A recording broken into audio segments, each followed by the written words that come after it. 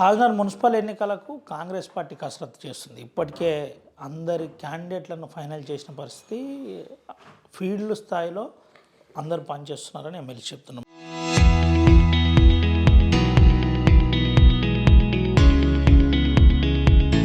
మనతో పాటు ఎమ్మెల్సీ దండే విఠల్ ఉన్నాడు. ఒకసారి మాట్లాడిద్దాం. అన్న, ఏంటి పరిస్థితి కాకినాడలో? ఏం జరుగుతుంది? ఎట్లుంది?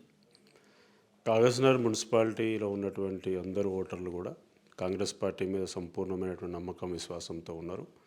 తప్పనిసరిగా మున్సిపాలిటీని కాగజ్నగర్ మున్సిపల్ కాంగ్రెస్ పార్టీ కైవసం చేసుకుంటుందని సంపూర్ణమైనటువంటి నమ్మకం, విశ్వాసం మాకు ఉన్నాయి. ఎందుకంటే ఈ 2 సంవత్సరాల కాలంలో ప్రభుత్వం చేపట్టినటువంటి కార్యక్రమాలు, ముఖ్యంగా మున్సిపాలిటీలలో గతంలో ఎప్పుడు కూడా ఏ ప్రభుత్వం కూడా మున్సిపాలిటీలకు నేరుగా నిధులు కేటాయించలేదు. ఫైనాన్స్ కమిషన్ ద్వారా వచ్చే నిధులు అవి మాత్రమే వచ్చేటివి. కానీ గౌరవ ముఖ్యమంత్రి రేవంత్ రెడ్డి గారే సాక్షాత్తు మున్సిపల్ శాఖ మంత్రివర్యులు అయినప్పుడు మరి ఈ రోజున రాష్ట్రంలో ఉన్నటువంటి మున్సిపాలిటీకి 2,700 కోట్ల నిధులు కేటాయించడం, దానిలో భాగంగానే కాగజ్నగర్లో ఈ మధ్యనే 18,70,00,000 రూపాయలతోటి వివిధ మౌలిక వసతుల అభివృద్ధి కోసం కార్యక్రమాలు తీసుకోవడం కూడా జరిగింది.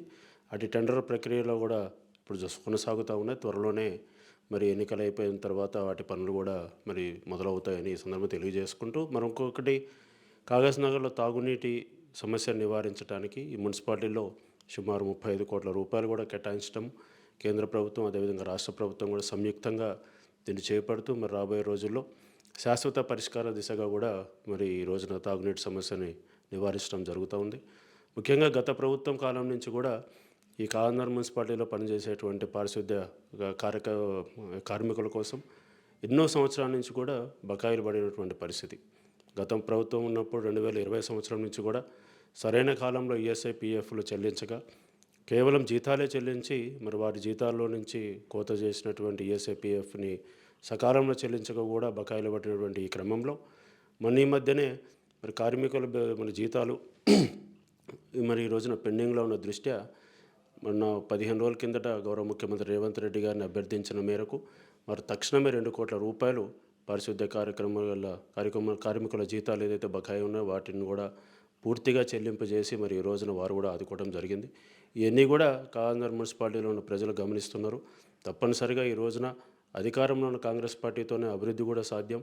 అదేవిధంగా ఎన్నో సమస్యలు ఉన్నటువంటి కాగజ్నగర్ మున్సిపాలిటీ, ముఖ్యంగా అనేక సంవత్సరాలుగా కూడా నిర్లక్ష్యానికి వహించినటువంటి కాగజ్నగర్ మున్సిపాలిటీని ఒక ఉత్తమ మున్సిపాలిటీగా తీర్చిదిద్దే విధంగా కూడా ఈ రోజున కాంగ్రెస్ పార్టీ మరి పనిచేస్తూ ఉన్నది. రాబోయే రోజుల్లో ఇది అధికారంలో పార్టీతోనే సాధ్యం కాబట్టి అధికార పార్టీకే పట్టం కడదామనే దానికి ఓటర్లు కూడా ఈ రోజున నిర్ణయం తీసుకోవటం, అందుకోసమే మాకు సంపూర్ణమైన నమ్మకం, విశ్వాసం.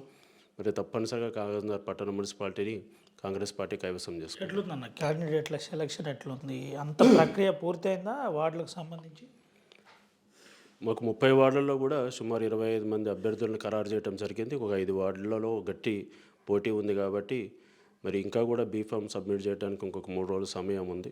ఈరోజు రేపట్లోగా అందరినీ కూర్చోబెట్టి సమన్వయం చేసుకుని మిగతా 5 వార్డులు కూడా అభ్యర్థులను ఖరారు చేసే పనిలో ఉన్నాం. ఏంటి అంటే ప్రధానంగా ఇక్కడ ఇండస్ట్రియల్ పేపర్ మిల్ ఉంది. పేపర్ మిల్లో స్థానికులకు ఉద్యోగాలు రాలేదు. ఇలాంటి ప్రధాన అంశాలు ఇప్పుడు స్థానికుల్లో చర్చ జరుగుతుంది. ఈ అంశంలో రానున్న రోజుల్లో మీరు ఎట్లా పరిష్కరించబోతున్నారు? ఎట్లా మాట్లాడబోతున్నారు?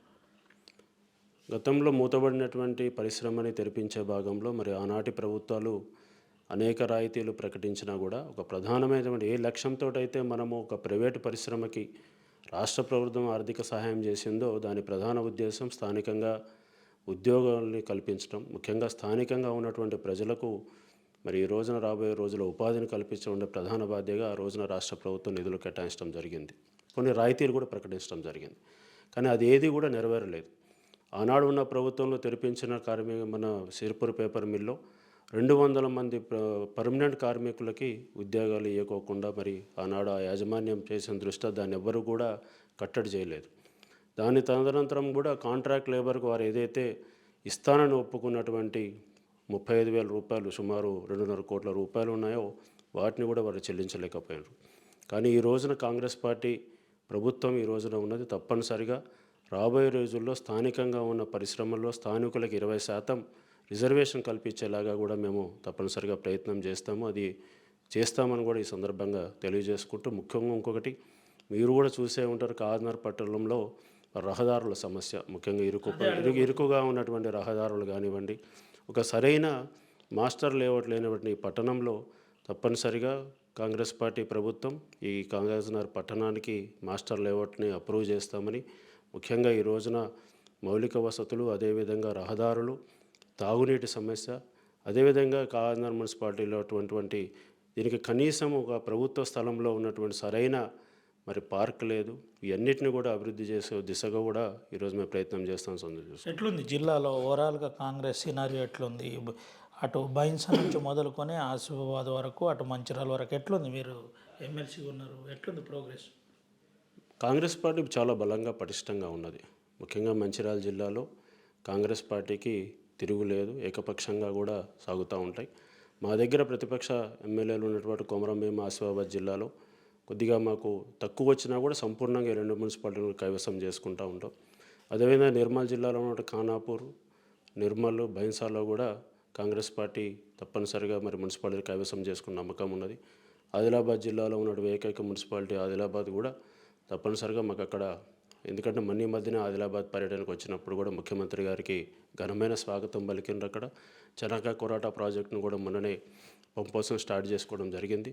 అదేవిధంగా ఆదిలాబాద్ పట్టణానికి కూడా రాబోయే రోజుల్లో 10,000 ఎకరాలలో ఒక పారిశ్రామిక మరి ఏదైతే పార్క్ ఉందో దాన్ని కూడా చేస్తానని చెప్పి కూడా ముఖ్యమంత్రి గారు ప్రకటించడం, ఇవన్నీ కూడా శుభసూచకం. అదేవిధంగా ప్రజలు కూడా గమనిస్తూ ఉన్నారు.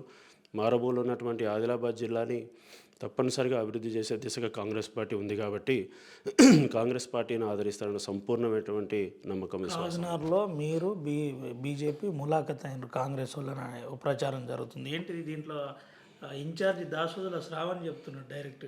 అది చాలా హాస్యాస్పదం. ఎందుకంటే ఈ రోజున భారతదేశంలో బీజేపీ మీద పోరాడితే కేవలం ఒక కాంగ్రెస్ పార్టీని. సిద్ధాంతపరంగా కానీ లేకపోతే రాజకీయ పరంగా కానీ మాకు ప్రధాన అభ్యర్థి, ప్రధాన పోటీ మాకు బీజేపీతే. అలాంటి బీజేపీతోటి మేము కలిసి పోటీ చేయటం అనేది అంటే ములాఖాత్ అయిన చాలా హాస్యాస్పదం. ఎందుకంటే మీరు గతంలో కూడా గమనిస్తే బీఆర్ఎస్ పార్టీ తనకి ఎప్పుడు అనుకూలంగా ఉన్నప్పుడు వారికి మద్దతు పలుకుతూ, అదేమంటే నేను దశల వారీగా లేకపోతే ఏదైనా ఒక సిద్ధాంతాల మీద కాకుండా ఏదైనా దశలో జిఎస్టీలో కానివ్వండి, నోట్ల రద్దులో కానివ్వండి, అటన్నిటిలో కూడా మరి మద్దతు ప్రకటించింది బీఆర్ఎస్ పార్టీని. అదేవిధంగా ఈ మధ్యన కూడా మరి వారు మొన్న జరిగినటువంటి పార్లమెంట్ ఎన్నికల్లో కూడా వారికి 0 సీట్లు వచ్చినాయి. అంటే మరి ఎవరికి మద్దతు పలికినరో రాష్ట్ర ప్రజలందరికీ తెలుసు. ప్రజలకు ఎమ్మెల్సీగా మీరు ఏం అప్పీల్ చేస్తారు ఓటర్లు? తప్పనిసరిగా ఇన్ని రోజుల నుంచి ఏదైతే ఈ కాకినాడ మున్సిపాలిటీ అభివృద్ధికి నిర్లక్ష్యం వహించినటువంటి గత ప్రభుత్వ కాలం నుంచి మరి ఈ రోజున కాంగ్రెస్ పార్టీ వచ్చిన తర్వాత మొట్టమొదటిసారిగా పాలకవర్గ ఎన్నికలు కూడా జరుగుతున్నాయి కాబట్టి తప్పనిసరిగా కాంగ్రెస్ పార్టీని ఆదరించండి. కాంగ్రెస్ పార్టీకి చెందినటువంటి అభ్యర్థులను గెలిపించుకున్నట్టయితే నిధులు తీసుకొచ్చే సత్తా స్థానికంగా ఉన్నటువంటి మంత్రులతోటి మరి సమన్వయం చేసుకుంటూ ఈ పట్టణ అభివృద్ధికి చేసేటువంటి సత్తా కూడా కేవలం కాంగ్రెస్ పార్టీకే ఉన్నది. ఎందుకంటే కాంగ్రెస్ పార్టీ దేశంలో ఉన్నటువంటి ఒక సెక్యులర్ లౌకికవాద పార్టీ కాబట్టి అందరూ సమానం, అన్ని మతాలు, అన్ని కులాలు సమానం అని భావించటంలో మేము సామాజిక న్యాయం పాటిస్తూ అదేవిధంగా అన్ని వర్గాల ప్రజల సంక్షేమాన్ని కూడా కోరుతూ మరి ఈ రోజున రాష్ట్రంలో పాలన జరుగుతూ ఉన్నది. అదేవిధంగా ఈ కాకినాడ పట్టణాన్ని ఒక ప్లాన్డ్గా అదేవిధంగా మాస్టర్ లేఅవుట్ అప్రూవల్ తోటి రాబోయే రోజుల్లో ఒక ఆదర్శ మున్సిపాలిటీ కూడా తయారు చేసుకుందాం. కాబట్టి దయచేసి కాంగ్రెస్ పార్టీని ఆదరించండి, అభ్యర్థులకు ఒక అవకాశం ఇవ్వండి అని కూడా అందరినీ కోరుతా ఉన్నాను. థ్యాంక్ యూ అన్న. ఇదే పరిస్థితి, అభ్యర్థులకు అవకాశం ఇవ్వండి.